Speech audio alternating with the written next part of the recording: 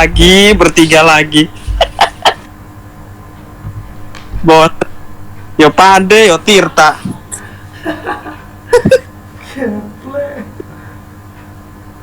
Buset.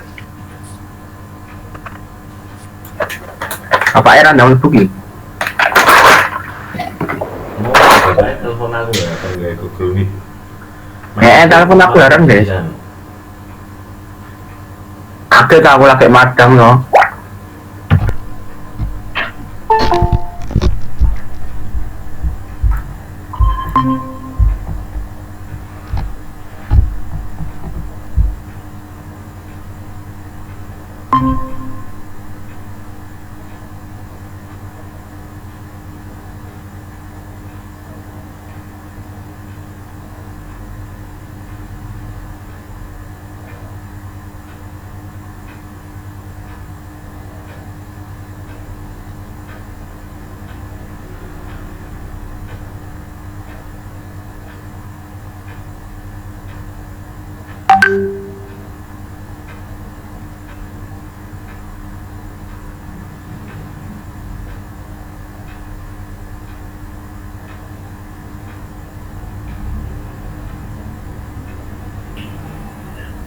Assalamualaikum. Selamat. Waalaikumsalam. Kita nunggu teman-teman dulu ya. Ini masih Ya Pak. 4 ya. Oke, kita pas jam 8 nanti kita mulai ya.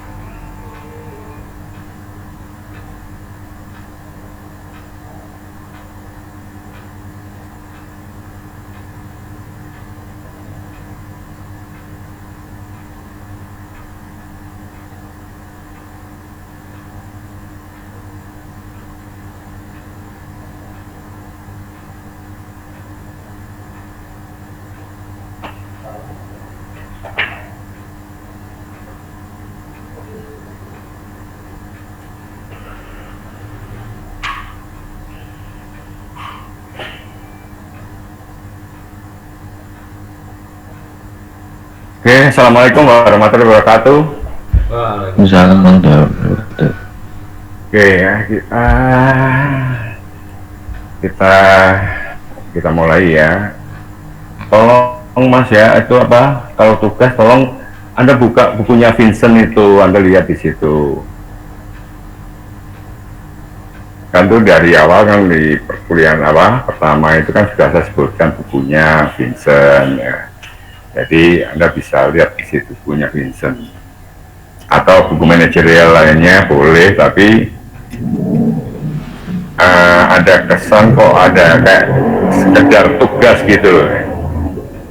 Tugas benar-benar saya koreksi ya, nilai Anda adalah dari tugas itu besar sekali gitu. Ya, tugas sama aktivitas di dalam kuliah ini kan 40% sendiri gitu. Jadi tolong di dalam buat tugas diperhatikan lah. Oke ya, ada pertanyaan silakan soal itu. Halo. Ya, masuk Pak. Ini PPT-nya kelihatan nggak, Mas? Kelihatan Pak. Oke ya. Kita berbicara ruang lingkup ya, dari awal kemarin pertemuan yang kedua itu kan belum ini ya, belum pada masuk di WA, banyak yang nggak tahu kan ya. Oke, ruang lingkup ekonomi manajerial ya. Sebenarnya Anda itu gunakanlah logika Anda ya, jadi jangan dihafal ya, jangan dihafal, gunakan logika Anda. Kita berbicara ekonomi manajerial gitu ya. Nah, manajerial ini kan berkaitan dengan apa ini? Tugas seorang manajer kan ya. Nah, ini logika sekali ya, manajerial itu tugas seorang manajer. Nah, tugasnya apa sih? Ini kita lihat, tugas utama manajer adalah membuat keputusan ya, yang mampu meningkatkan performansi dari organisasi. Dengan demikian tugas manajer dalam organisasi bisnis adalah membuat keputusan yang berkaitan dengan masalah-masalah bisnis sedemikian rupa sehingga keputusan ini diharapkan organisasi bisnis dapat mencapai tujuannya. Oke, ya. Nah, ini kan itu tugas seorang manajer ya. Ini kaitannya dengan ekonomi. Berarti apa? Di sini adalah ilmu ekonomi lah. Ilmu ekonomi mana yang kita gunakan? Ya. Yaitu teori ekonomi mikro. Nah, bahkan di ekonomi manajerial itu banyak buku ya berpendapat bahwa ekonomi manajerial itu adalah mikroterapan ya, applied microeconomic ya. Oke, ya. Teori ekonominya berkaitan dengan apa? Itu berkaitan dengan masalah konsumen, ya, masalah pekerja, terus pemilik sumber daya perusahaan atau industri ya, individual, berkaitan dengan pemasaran barang dan jasa serta sumber-sumber produktif lainnya. Itu teori mikronya. Ya, pokoknya semua ilmu ekonomi mikro lah itu yang digunakan sebagai dasar pengambilan keputusan. Oke. Nah, keputusan yang sering dikaji dalam ekonomi manajerial adalah bagaimana perilaku konsumen dalam memilih barang dan jasa yang dibeli. Terus, ini bagaimana perusahaan menggunakan tenaga kerja, modal dan input lainnya dalam proses produksi agar meminimumkan biaya. Nah, berarti berkaitan dengan apa? Efisiensi, kan gitu. Ya. Terus bagaimana perusahaan menetapkan harga dengan memperhatikan situasi persaingan pasar yang dihadapi. Terus berikutnya bagaimana perusahaan melakukan investasi yang efektif dan berbagai keputusan manajerial lainnya. Ya. Nah, kita melihat dari ini ruang dari keputusan yang mencakup keputusan itu, ya, itu kan luas sekali itu. Di sini ada perilaku konsumen. Ya. Perilaku konsumen itu berkaitan dengan apa? Permintaan. Ya. Pokoknya perusahaan menggunakan tenaga kerja modal dan ini berkaitan apa? Penawaran. Ya. Terus ada kaitannya dengan biaya, berarti ada fungsi biaya dan segala macam itu. Oke, ya. Sekarang dari ruang lingkup dulu, kalau ada pertanyaan silakan. Saya minta anda aktif juga gitu ya, jadi enak ya, jadi tidak hanya satu arah. Kalau Anda belum jelas, belum tahu, tolong Anda tanya lah. Oke. Ini berkaitan dengan apa sih di dalam dunia bisnis itu? Ya, itu kan ada masalah ya di dalam perusahaan itu ya. Itu ada masalah. Pasti dalam dunia bisnis itu pasti ada masalah. Lah, bagaimana menyelesaikan masalah tersebut? Kan gitu. Nah, masalah ini merupakan informasi bagi seorang manajer. Ini informasi ini seorang manajer di sini ya. Jadi manajer itu mendapatkan informasi bahwa di perusahaan itu terjadi masalah ya. Masalahnya apa saja gitu kan. Nah, bagi seorang manajer untuk menyelesaikan masalah itu menggunakan dua pendekatan, yaitu kualitatif dan kuantitatif. Kualitatif itu ada intuisi. Intuisi itu apa?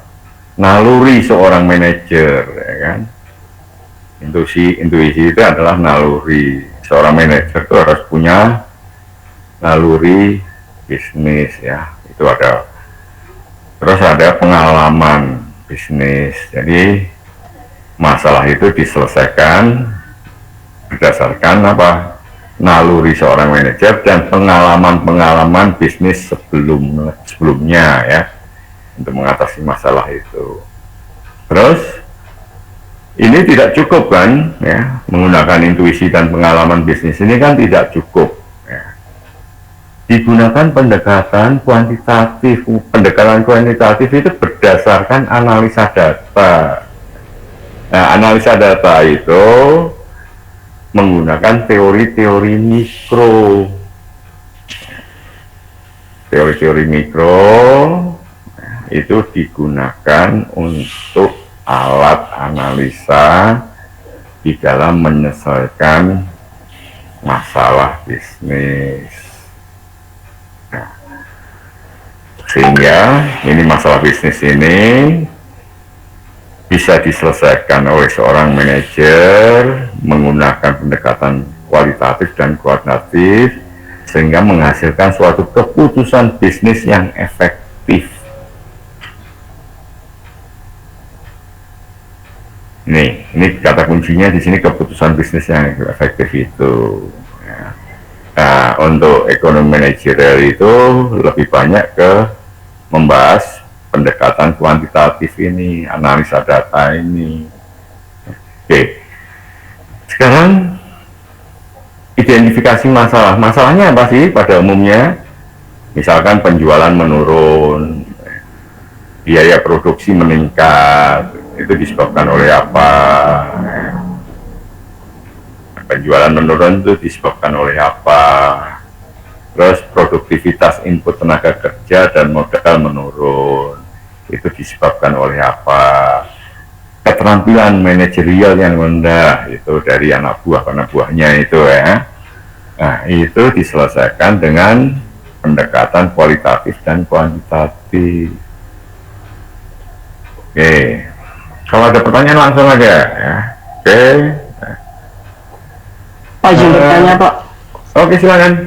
Ya, jadi kan tadi Bapak sudah menggambarkan dan membuat satu skema bagaimana dalam mengetas permasalahan di dalam aspek bisnis ya Pak ya. Kira-kira misalnya ini kan lagi terjadi kelangkaan pasokan minyak nih Pak.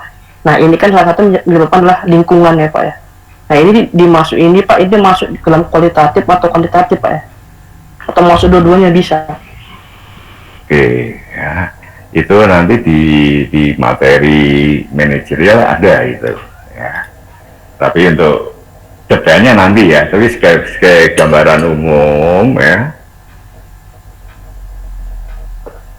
itu dua-duanya kualitatif dan kuantitatif itu ada.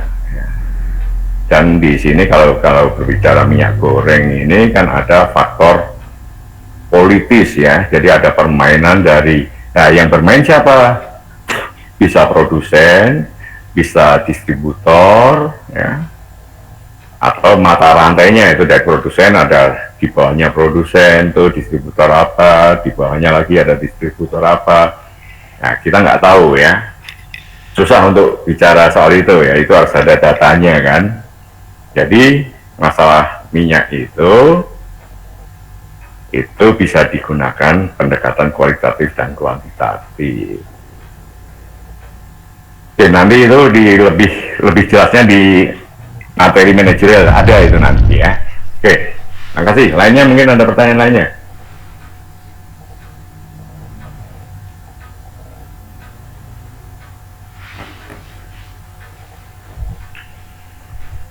Ya, misalkan tadi minyak goreng kualitatif itu intuisi misalkan ya. Itu menggambarkan apa? Itu ada permainan ya. Nah, permainan itu bisa dari produsen, bisa di distributor atau mata rantai pemasaran lainnya, yaitu intuisinya kan. Kuantitatifnya itu bisa kita hitung kok. Berapa sih produksi minyak? Negara kita adalah negara terbesar untuk sawit ya. Berapa biaya produksinya? Itu bisa kita hitung. Berapa keuntungan produsen, berapa keuntungan distributor, itu kita hitung bisa itu. Ya. Seperti itulah ya. Oke. Nah, di sini adalah Edward Deming ini mengungkapkan dalam proses industri modern harus dipandang sebagai suatu perbaikan terus-menerus, ya, continuous improvement, ya, yang dimulai dari sederet siklus sejak adanya ide untuk menghasilkan suatu produk, pengembangan produk, proses produksi, ya, sampai pada distribusi pada konsumen. Ya. Ini dari Deming ini, ya. Nah, ini Profesor Deming ini mempunyai pendapat seperti itu, ya. Maka Profesor Deming ini menggambarkan, ya, proses industri itu dengan roda Deming, karena yang menemukan itu adalah Profesor Deming, maka disebut roda Deming atau Deming Well di sini. Nah, ini gambarnya, ya. Ini nanti saya kasih, ya. Setelah ini nanti Anda bisa di SIM, Anda ambil di SIM, ya, saya upload di SIM. Oke. Nah, di sini ada perubahan, ya. Perubahan apa? Kalau dari sisi perusahaan, dulu namanya manajemen produksi.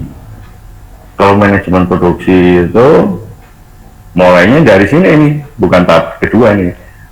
Kalau manajemen produksi itu mulai dari desain produk sesuai keinginan pasar, terus proses produksi dijual, hanya itu, ya. Terus riset pasar ini justru yang terakhir, itu di dalam manajemen produksi, ya. Sekarang namanya manajemen operasional. Justru yang pertama kali yang sangat penting adalah ini tahap pertama ini, riset pasar. Justru riset pasar ini adalah yang pertama kali yang harus dilakukan. Ini pendapatnya dari Profesor Deming, ya. Nah, riset pasar ini untuk mengetahui keinginan pasar atau konsumen. Jadi konsumen itu pengennya itu produknya itu kayak apa, gitu ya. Produk X itu kayak apa, spesifikasi dan segala macam itu. Nah, setelah seorang produsen itu, seorang manajer itu tahu keinginan pasar ini, baru melakukan desain produk. Jadi tahap keduanya adalah melakukan desain produk sesuai keinginan pasar atau konsumen. Oke, tahap ketiganya baru melakukan proses produksi secara efektif dan efisien sesuai desain produk. Oke. Terus tahap keempatnya adalah pemasaran produk dengan pelayanan format jual yang baik. Ya. Anda bisa melihat, ya, perusahaan-perusahaan yang tidak melakukan format jual yang baik ini, ya, mereka akan mengalami kesulitan di dalam pemasaran. Terutama bangsa barang-barang elektronik, otomotif itu, format jual ini sangat-sangat penting. Nah, tahap keempat ini tidak hanya berhenti di sini, terus dilakukan lagi riset pasar. Jadi respon pasar itu kayak apa tentang produk yang sudah dihasilkan ini. Ini berputar terus, ya, ini berputar terus. Maka disebut dengan roda Deming. Tuh, ya. Oke, kalau ada pertanyaan silahkan langsung aja, ya. Oke. Terus di dalam ini tugas kemarin kurva indifferent, ya. Kurva indifferent itu menggambarkan apa sih? Ini di dalam membuat kurva, tolonglah buat kurva yang baik, ya, pakai penggaris, ya.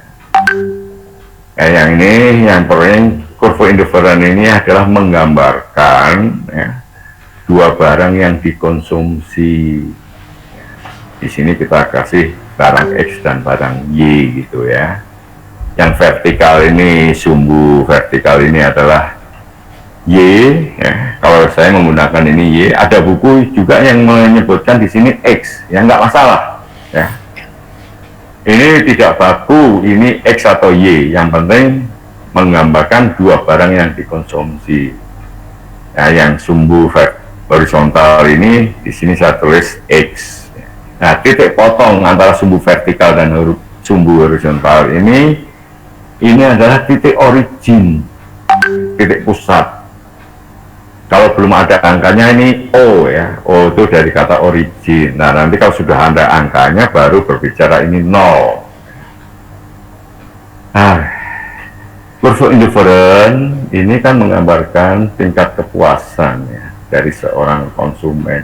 Itu disimbolkan dengan U, U ya. U itu dari kata util ya, atau utilitas, kegunaan. Oke, nah ciri-ciri kurva indifferent ya, semakin ke kanan atas ya, menjauhi titik origin. Jadi semakin jauh dari titik origin ini ya,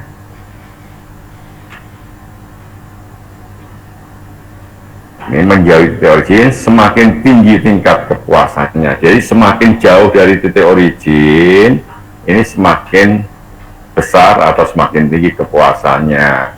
Atau sebaliknya, semakin dekat dengan titik origin, maka kepuasannya semakin kecil. Benar-benar.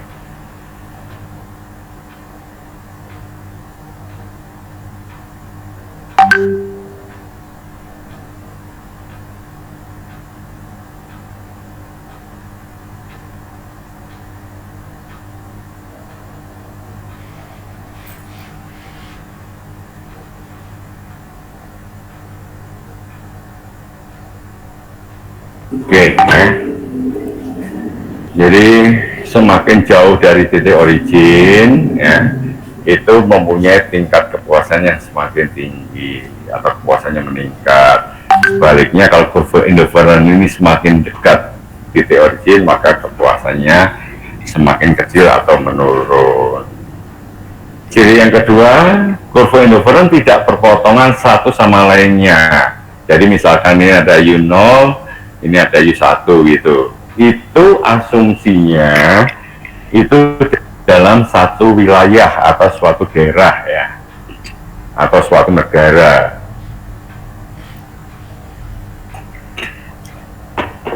Jadi ini dikatakan tidak berpotongan itu ada asumsinya ya.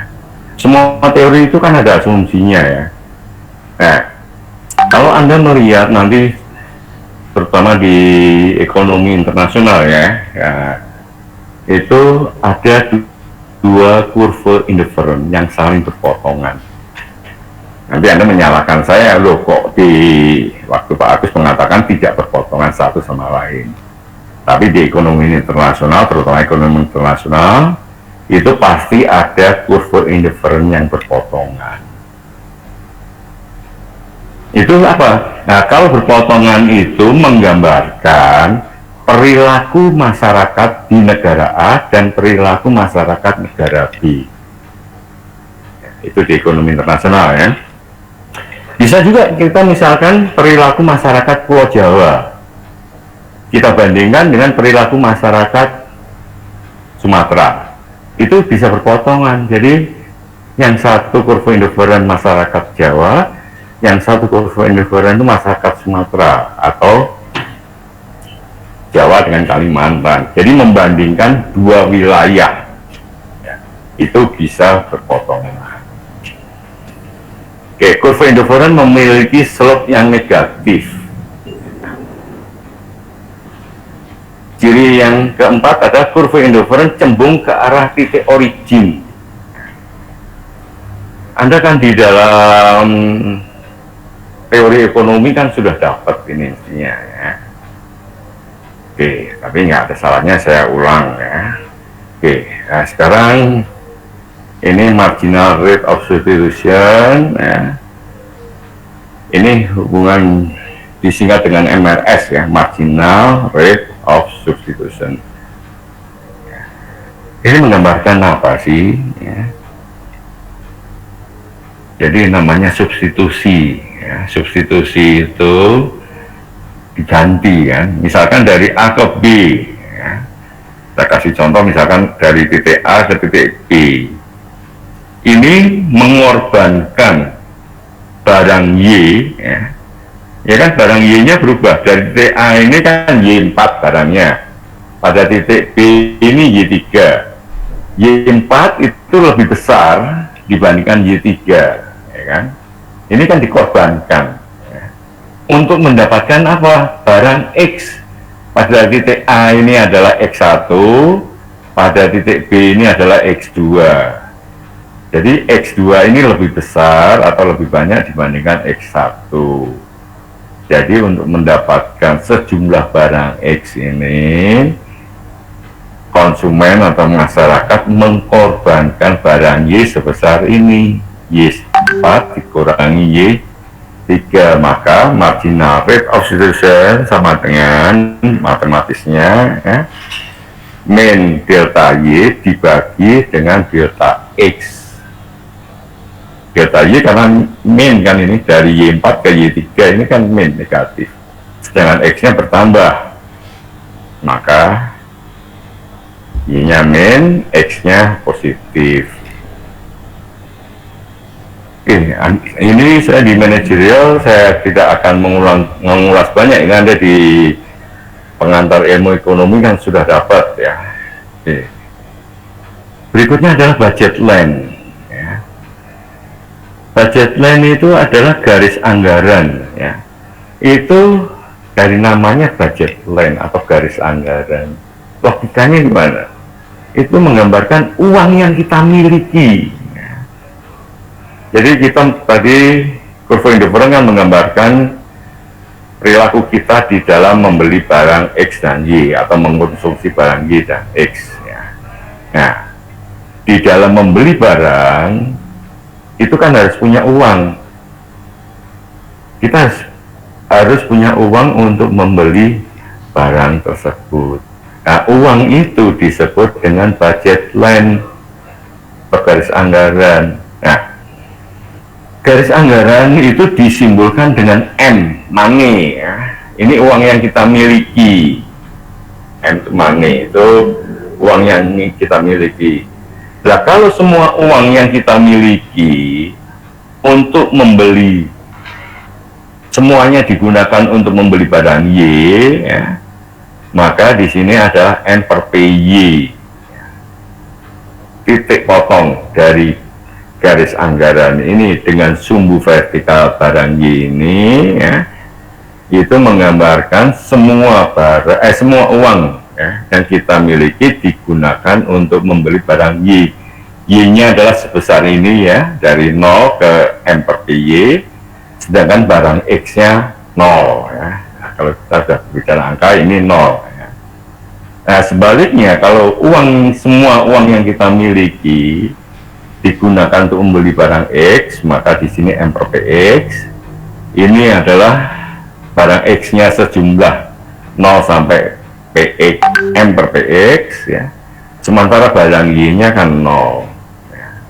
Sehingga garis anggaran ini tadi kan disimbolkan dengan M ya, sehingga M ini harus lebih besar atau sama dengan ya, jumlah barang Y yang kita beli dikalikan harga barang Y ya, ditambah dengan jumlah barang X yang kita beli dikalikan harga X,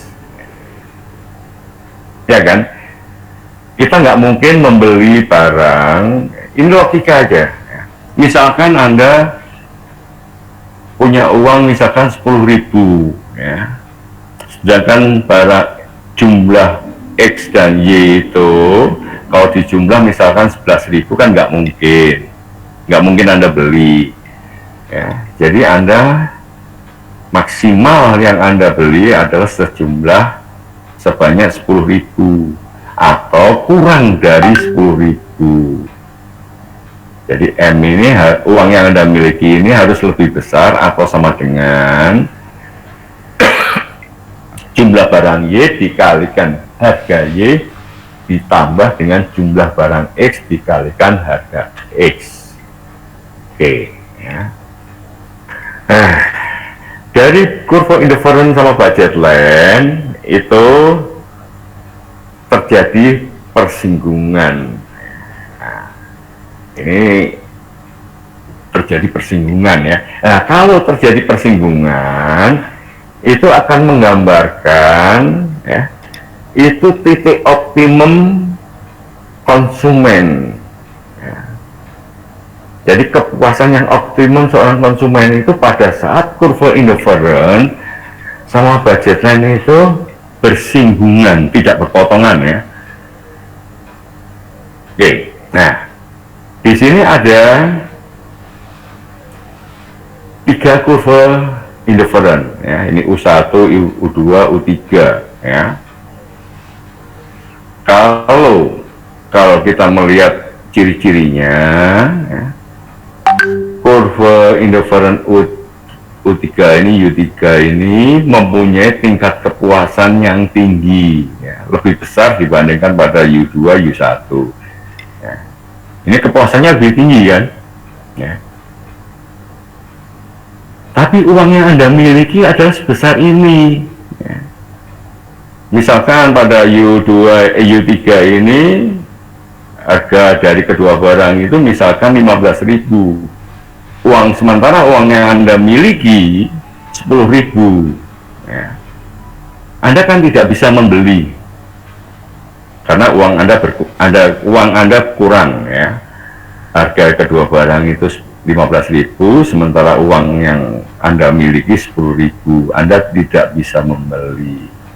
Nah, kalau Anda tidak bisa membeli, apakah Anda puas? Kira-kira gimana? Puas atau tidak? Halo? Tidak, Pak. Tidak, Pak. Ya, Pak. Nah, gitu ya. Nah, dia tidak bisa membeli ya, tidak puas, ya kan? Ya, kepuasan itu terjadi pada U2 ini. Karena di sini terjadi persinggungan antara kurva indifferent sama budget line pada titik C ini. Yaitu jumlah barang Y-nya adalah sebesar Y. Di sini Y ini berapa nih? Y3 ya, Y3. Ini mestinya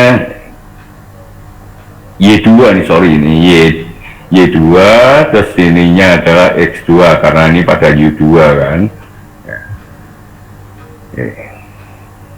Sedangkan pada U1 ini tidak mungkin terjadi kepuasan yang maksimum atau optimum karena pada U1 ini terjadi perpotongan ya, perpotongan antara kurva indifferent dan budget line di 2 titik ini, titik M dan titik N ya. Anda tidak bisa menentukan Anda milih N atau milih N, nggak mungkin ya. Ini juga tidak bisa terjadi kepuasan yang optimum. Kepuasan optimum pada saat kurva indifferent bersinggungan dengan budget line, yaitu pada U2 ini. Oke, berikutnya nah, nih kalau ya, terjadi perubahan harga ya. Di sini adalah saya kasih gambar adalah harga X yang berubah ya. Pada mula-mula ya, ini adalah pada N per PX0 ya. Ini budget line mula-mula ya.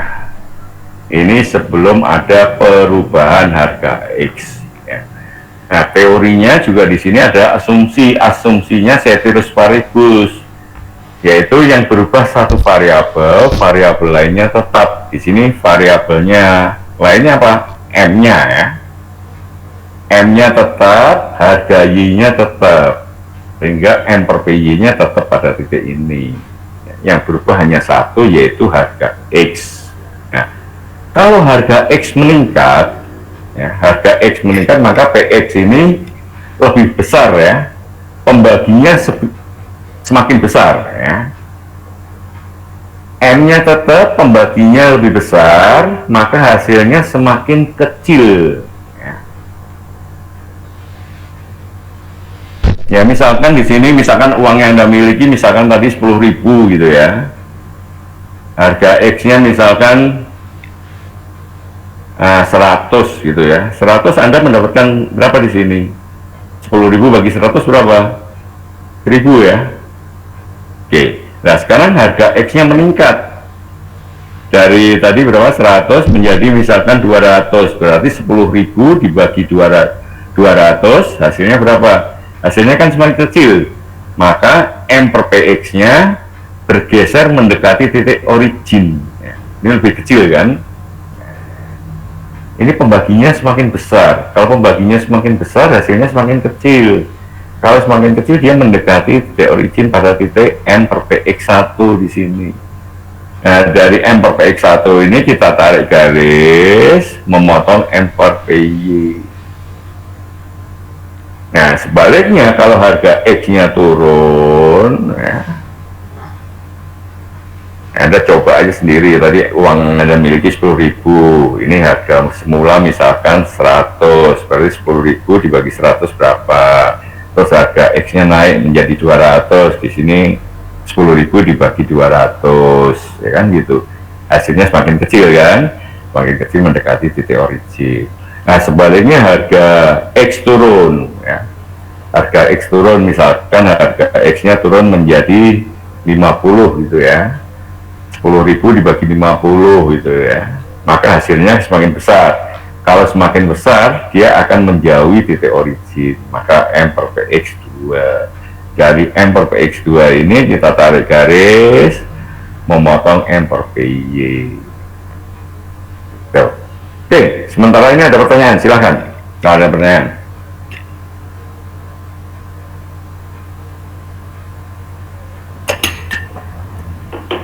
Silahkan kalau ada pertanyaan. Jadi Anda gunakan logika. Saya selalu mengajarkan logika ya. Jadi filosofi teori itu harus tahu itu. Ya, teori itu muncul dari mana. Oke, berikutnya. Nah, ya. Kalau garis anggaran ya, uang yang Anda miliki bertambah ya, atau berkurang. Ya. Ini semula ya, ini uang yang Anda miliki semula M0 ya, M0 gitu ya. Ini sementara uang Anda semula itu sebesar M0. Sekarang kalau uang yang Anda miliki itu berkurang, maka budget line akan mendekati titik origin kan, ciri-cirinya tadi ya. Uang yang Anda miliki berkurang, dia akan mendekati titik origin menjadi M1 di sini. Nah, ini juga harus sejajar ya. Ini harus sejajar dengan kurva budget line semula. Ya, oke. Nah, sebaliknya kalau uang yang Anda miliki bertambah, maka dia akan menjauhi titik origin. Nih, M2. Semakin jauh dari titik origin menunjukkan uang yang Anda miliki semakin besar, ya, semakin banyak. Atau sebaliknya, semakin dekat dengan titik origin, uang yang Anda miliki semakin kecil. Tuh. Jadi Anda gunakan logika, jangan dihafal kurva segala macam itu jangan dihafal. Ya, yang penting di sini budget line ini harus sejajar dengan budget line yang lama. Ya, itu harus, nggak bisa enggak. Karena yang berubah N-nya, variabel lainnya tetap, harga X-nya tetap, harga Y-nya tetap. Yang berubah adalah M, uang yang kita miliki, maka dia harus sejajar. Nah, bagaimana kurva indifferent? Ini terjadi persinggungan antara kurva indifferent yang semula ya, pada titik ini. Ya. Sekarang uang yang Anda miliki berkurang, maka budgetan akan mendekati titik origin. Nah, kurva indifferentnya bagaimana? Kurva indifferentnya juga bergeser ya, berubah. Bergeser sejajar dengan kurva indifferent yang lama sampai terjadi persinggungan antara kurva indifferent yang baru dengan budget line yang baru. Nah, sebaliknya kalau tadi uang yang Anda miliki bertambah, kurva indifferentnya juga berubah, yaitu bergeser ya, sejajar dengan kurva indifferent yang lama sampai terjadi persinggungan dengan budget line yang baru.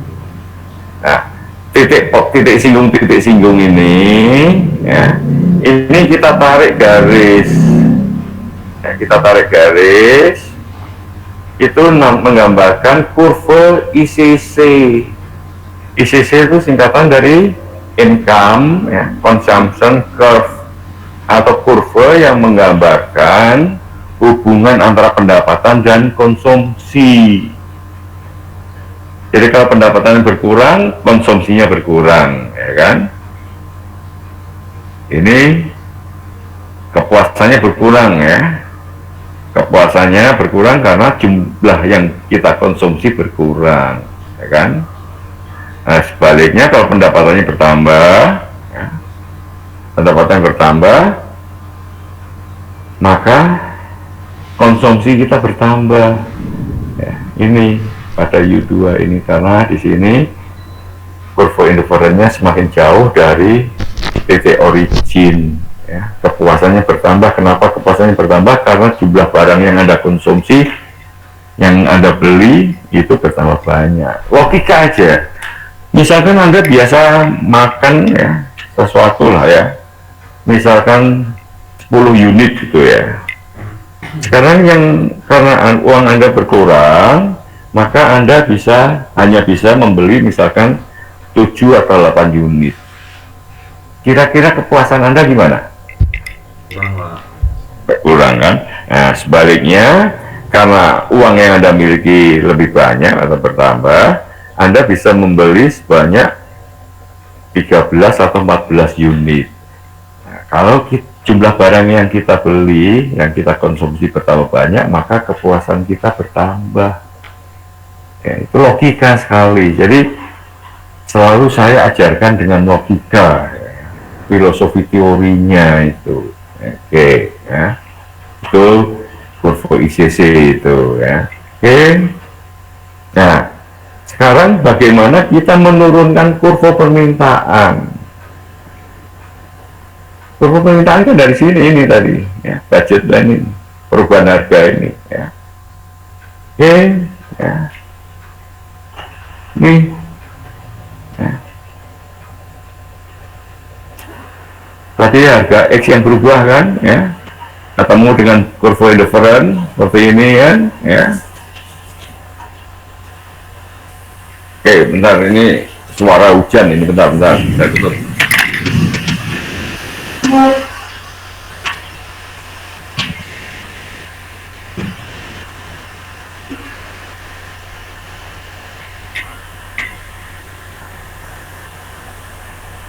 Oke, saya teruskan, ya.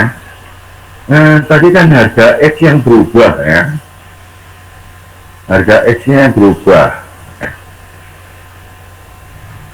Nah, tadi di sini tadi belum ketemu dengan kurva indifferent, ya kan? Nah, sekarang ketemu dengan kurva indifferentnya.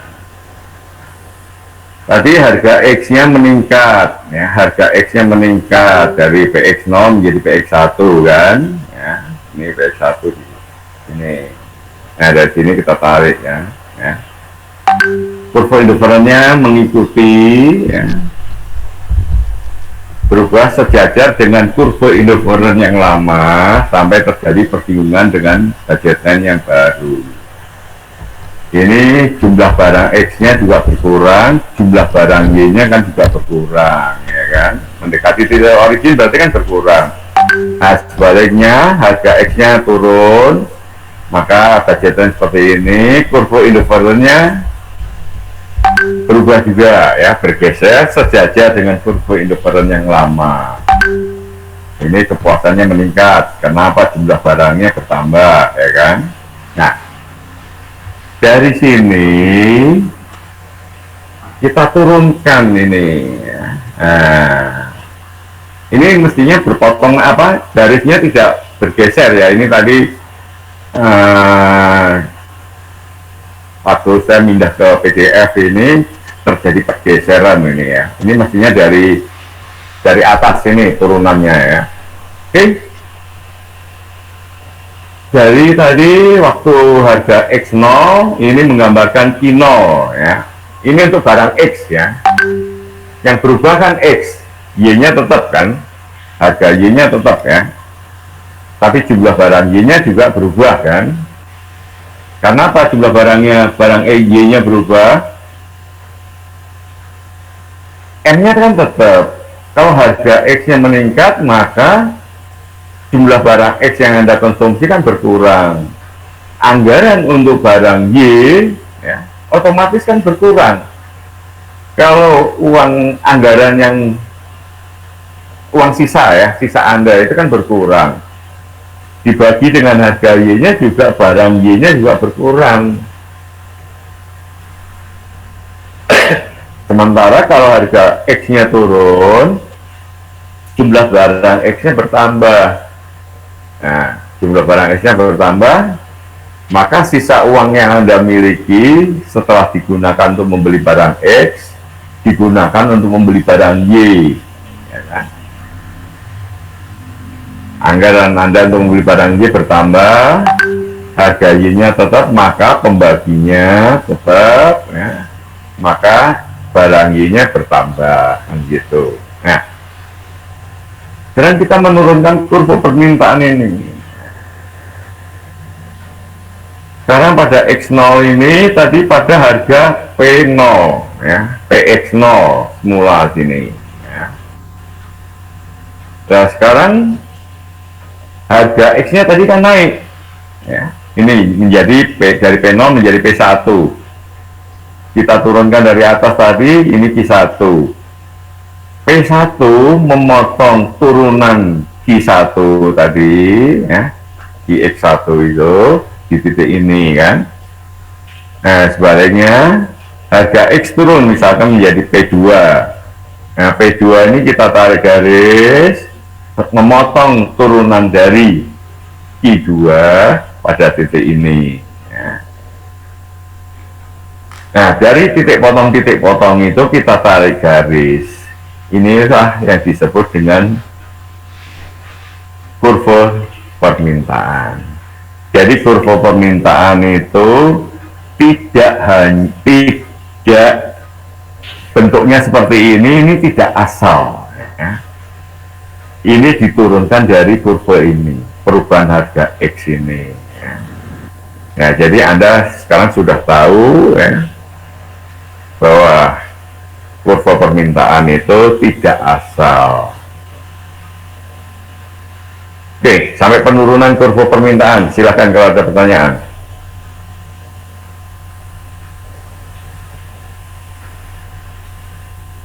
Halo? Belum, Mbak. Oh, banyak sekali loh itu. Ya. Banyak sekali yang perlu ditanyakan mestinya.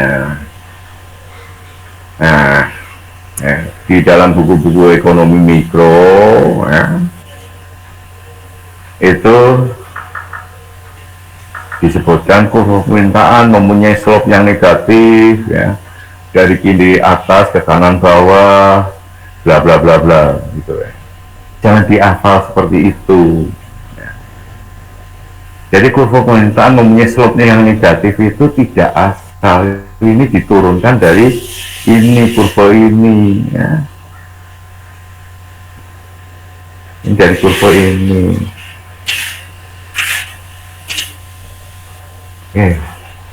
Jadi tidak asal. Nah, kalau kita berbicara ini penurunan kurva permintaannya ya. Anda jadi sekarang sudah tahu penurunannya seperti ini.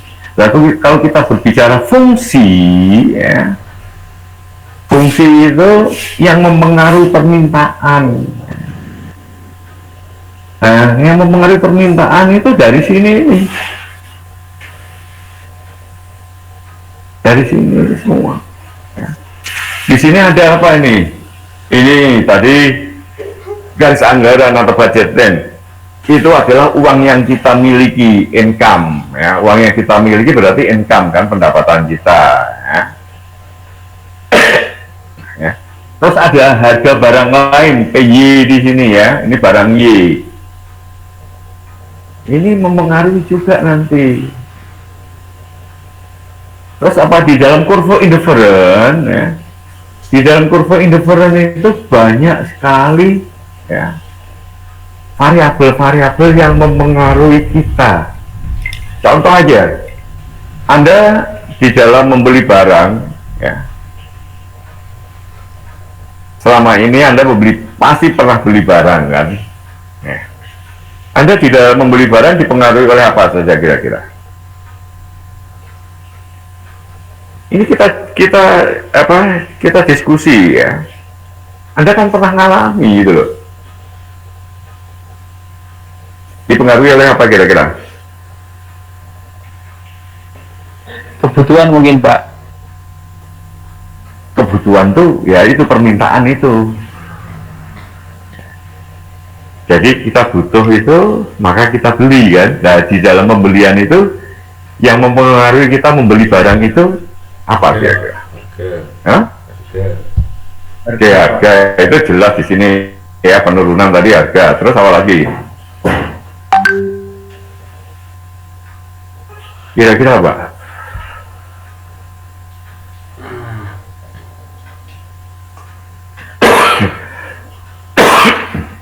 Anda pernah melakukan itu? Apa kira-kira?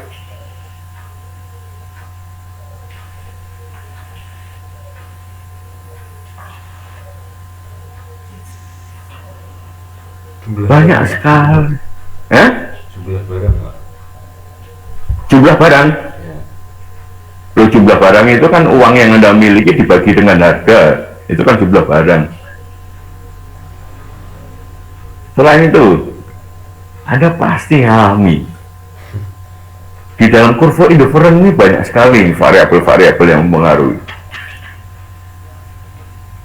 Jadi yang dikatakan fungsi, ya, fungsi permintaan itu adalah yang mempengaruhi permintaan. Kalau penurunan kurva permintaan ini penurunannya. Nah, kalau fungsi itu yang mempengaruhi itu di sini. Kurva ini loh. Ini banyak sekali. Tapi garis anggaran ini adalah uang yang kita miliki. Ini harga barang lain ya. Barang lain, terus kurva indifferent. Di dalam kurva indifferent ini banyak sekali faktor-faktor atau variabel-variabel yang mempengaruhi kita di dalam membeli. Contoh misalkan, Anda pernah membeli barang karena iklan? Pernah Pak.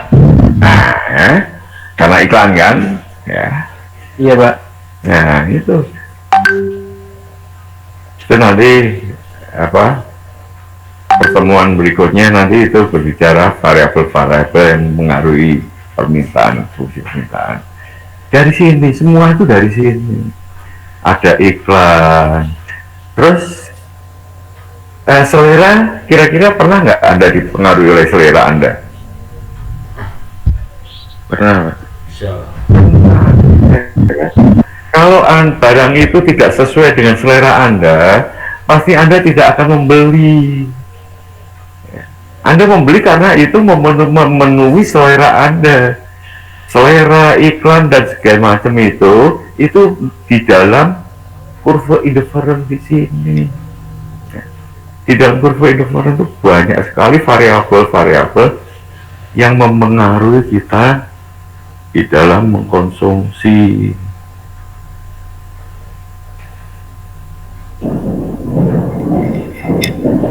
Silakan kalau ada pertanyaan nih dari sini ya. Kurva ICC ini adalah menggambarkan hubungan antara pendapatan dan konsumsi ya, logika sekali ya. Kalau pendapatan kita meningkat maka konsumsi kita meningkat. Sebaliknya kalau pendapatan kita berkurang maka konsumsi kita berkurang gitu.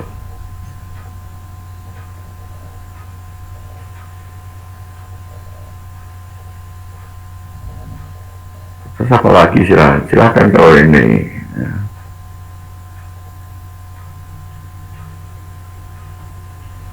Dari slide mana kira-kira yang perlu dijelaskan ya.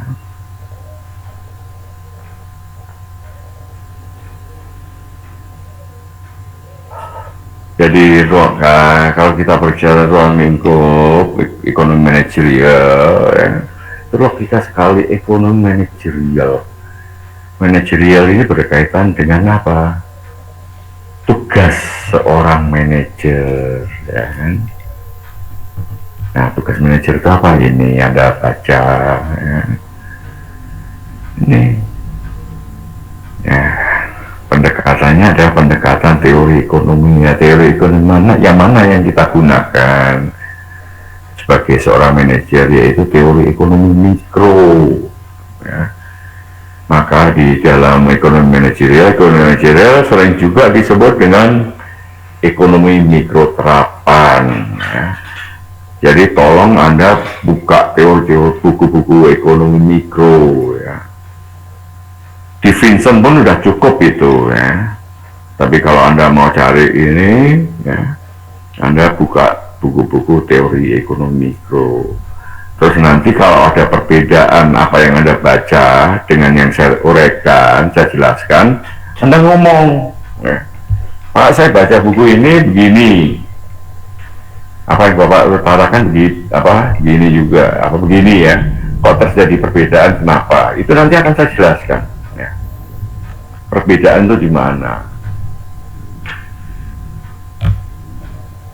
Dan terus terang saja ya, jujur aja, kalau buku-buku ekonomi mikro, makro itu ya, itu carilah buku-buku jadul ya, buku-buku lama. Soalnya apa? Buku-buku ekonomi mikro, ekonomi makro yang baru itu, ya, banyak, ya tidak semuanya ya, tapi ada yang asal buat, ya. Asal buat. Jadi kadang-kadang filosofi teorinya itu diabaikan, ya.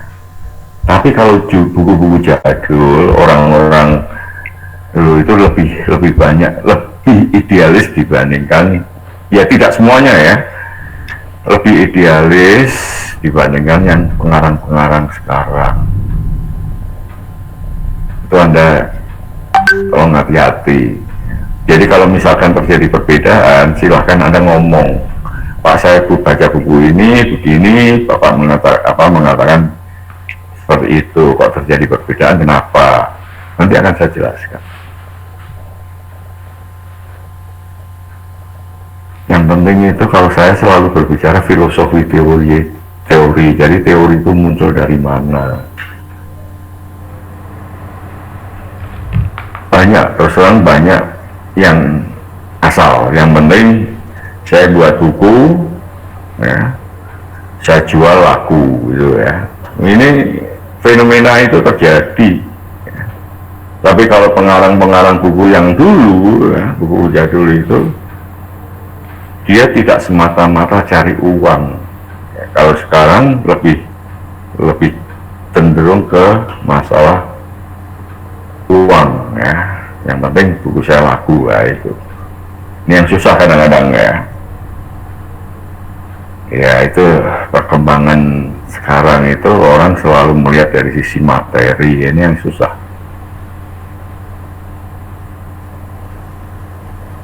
Terus filosofi teorinya diabaikan.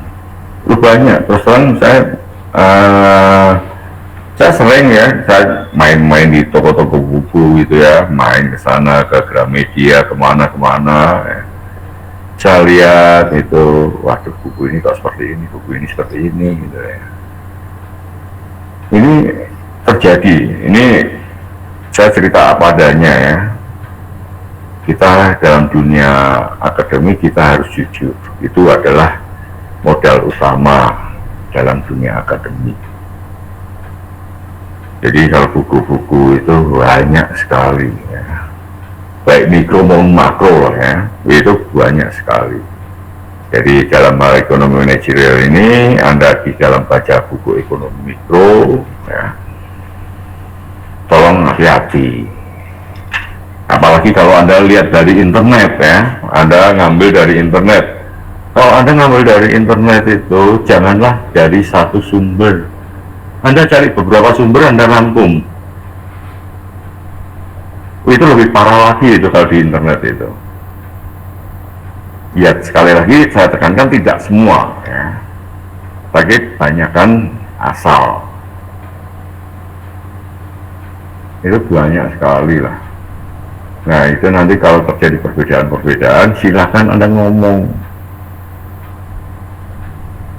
Nanti saya luruskan yang bengkok-bengkok itu, saya luruskan ya. Dalam dunia akademik itu yang utama adalah kejujuran itu. Oke ya, itu dari sisi kalau Anda tugas janganlah hanya satu sumber kalau dari internet. Terus kalau buku silahkan Anda nanti ngomong kalau terjadi perbedaan. Nanti saya luruskan. Terus titik berat dari manajerial ini adalah menyelesaikan masalah bisnis ya. Masalah bisnis ini diselesaikan dengan kualitatif dan kuantitatif. Kualitatif itu adalah intuisi ya, naluri seorang manajer ya. Terus pengalaman masa lalunya, kalau ada masalah ini diselesaikan kayak apa waktu itu pengalaman ya. Ini kualitatif tidak cukup, ada pendekatan kuantitatifnya. Kuantitatif itu berdasarkan analisa data ya, analisa data di sini menggunakan pendekatan teori-teori mikro ya. Baru diambil suatu keputusan bisnis yang efektif. Jadi kalau keputusan ada masalah, keputusannya salah, tujuan dari perusahaan salah kan ya. Di sini tujuannya adalah ini kan, mencapai tujuannya perusahaan. Jadi hati-hati sekali di sini. Oke. Nah ini Profesor Deming itu menggambarkan di dalam proses industri modern ini dikatakan roda Deming karena ini berputar terus menerus ya. Roda kan berputar terus menerus ya. Tahap pertama adalah riset pasar itu untuk mengetahui keinginan pasar ya. Keinginan pasar itu apa. Terus tahap keduanya adalah melakukan desain produk sesuai dengan keinginan pasar. Tahap ketiganya adalah proses produksi ya, secara efektif dan efisien. Ini berkaitan dengan biaya dan segala macam ya. Nah ini juga harus sesuai dengan desain produk. Tahap keempatnya adalah pemasaran produk dengan pelayanan format jual yang baik. Anda bisa lihat ini pernah jual ini di mana barang ya, produk-produk terutama produk otomotif, produk elektronik itu berbicara pernah jual. Yang dimaksud pernah jual di sini apa? Ada spare part ya, tempat servis ya, tempat perbaikan dan segala macam itu. Pada umumnya ya, di negara-negara berkembang itu kita contoh Indonesia ya, orang Indonesia itu membeli barang ya, kalau dia kira-kira 2-3 tahun sudah tidak senang, maka dia akan jual lagi kan. Nah dijual itu dengan harga masih bagus ya. Nah itu diminati oleh masyarakat kita ya. Maka fenomena seperti itu ini pelayanan pernah jual ya. Pelayanan pernah jual ini ya berkaitan dengan jaminan ya, jaminan ya, ada asuransi, ada spare part, ada bengkel ya. Anda lihatlah ya, barang yang laku ya, motor, mobil, terus HP itu elektronik ya, itu di mana seperti pelayanan pernah jualnya itu baik, maka barang itu akan laku ya. Nggak usah saya sebutkan ya. Jadi itu gimana barang itu bengkelnya banyak, spare partnya mudah didapat, ya itu pasti laku di pasar. Ini hasil survei di negara pada negara berkembang pada umumnya, nggak usah jauh lah, Indonesia. Beli barang 2-3 tahun sudah nggak senang dijual lagi, ya. Kalau di negara maju tidak ada seperti itu, ya. Perbaikan juga nggak ada kan. Nah, kalau seperti negara-negara yang masyarakatnya sudah tidak berbicara menjual barang itu lagi, maka berbicara kualitas, kenyamanan, keandalan. Ini kita berbicara survei oleh Profesor Deming di negara berkembang. Ini pelayanan porna jual. Ya, ini ciri-ciri portfolio foreign. Ya. Ini marginal rate of situation. Ya. Silakan kalau ada pertanyaan. Budget line itu menggambarkan uang yang kita miliki, ya. Ciri-cirinya ini Anda nanti bisa baca, ya. Anda bisa baca. Ini nanti saya upload di tim, ya. Oke, terus nanti minggu depan ya kita berbicara fungsinya, ya. Fungsi permintaan. Nah, ini kurvanya sudah, penurunannya kurva permintaan seperti ini sudah, fungsinya adalah ini dari sini semua, ya. Nah, nanti minggu depan kita berbicara fungsinya, ya, terus matematisnya, secara matematisnya itu ada juga. Sama saya terangkan yang tugas yang pertemuan ketiga ini. Oke, kalau ada pertanyaan silakan.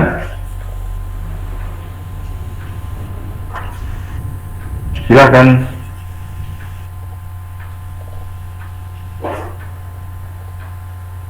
Oke, kalau nggak ada pertanyaan kita, ini saya stop sharingnya ya. Oke. Ya. Oke. Ini siapa aja yang ada sekarang? Ya, Pak. Halo. Ya. Saya juga hadir ya. Siapa aja? Dir. Cuma sekarang hadir Pak. Dimas Galang.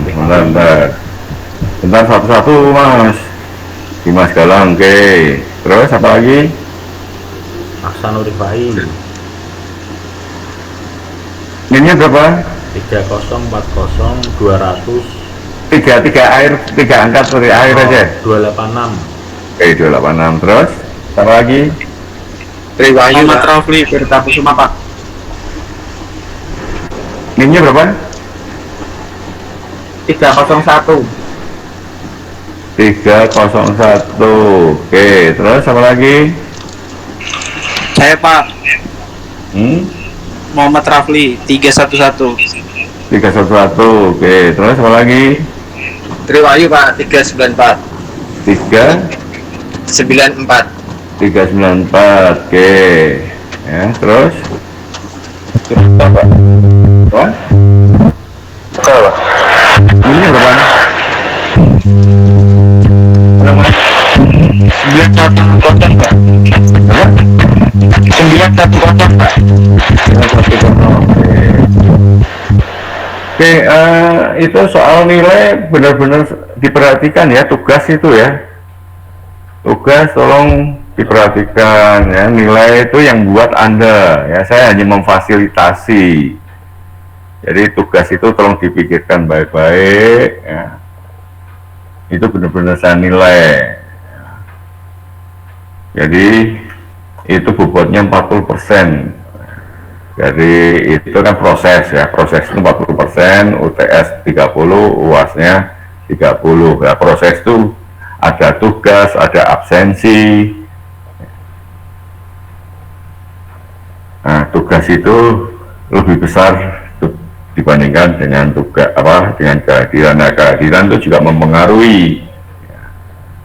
Jadi tugas tolonglah Anda lihat buku di Vincent itu atau ekonomi manajerial lainnya. Kalau Anda dari internet tolong tidak hanya satu sumber gitu ya. Berarti yang hadir ini 1, 2, 3, 4, 5, 6, 7 ya. 1. Pak, saya Pak Wizar Pak, 332. 332. Oke, jadi 1, 2, 3, 4, 5, 6, 7 ya. Oke, tadi diem aja ya. Oke, saya kira cukup ya. Anda nanti ngambil di SIM ya. Sekalian Anda absen juga di SIM. Terus tugasnya ada juga di SIM ya. Oke, saya kira cukup ya. Assalamualaikum warahmatullahi wabarakatuh. Waalaikumsalam warahmatullahi Oke, Anda wabarakatuh. pelajari, minggu depan tanya ya. Oke, yuk.